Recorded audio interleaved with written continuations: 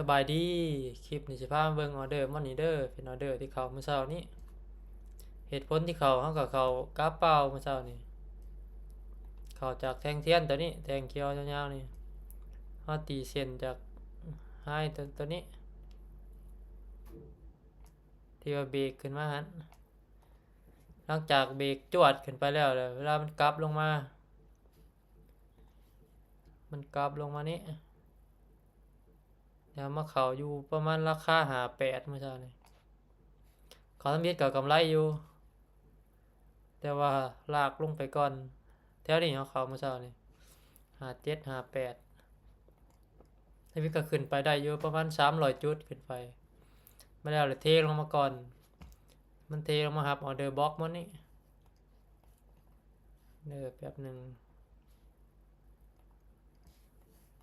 มันจะมีออเดอร์บล็อกอยู่ลุมนี้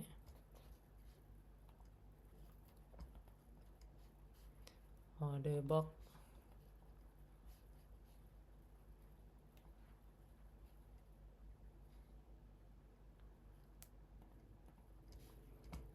นี่มันจะมีออเดอร์บล็อกมันนี่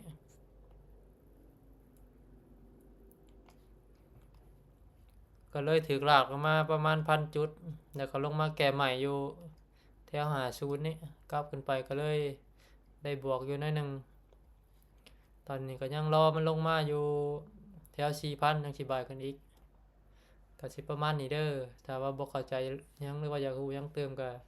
ทักมาทางฮอตแอปก็ได้ขอขอบใจ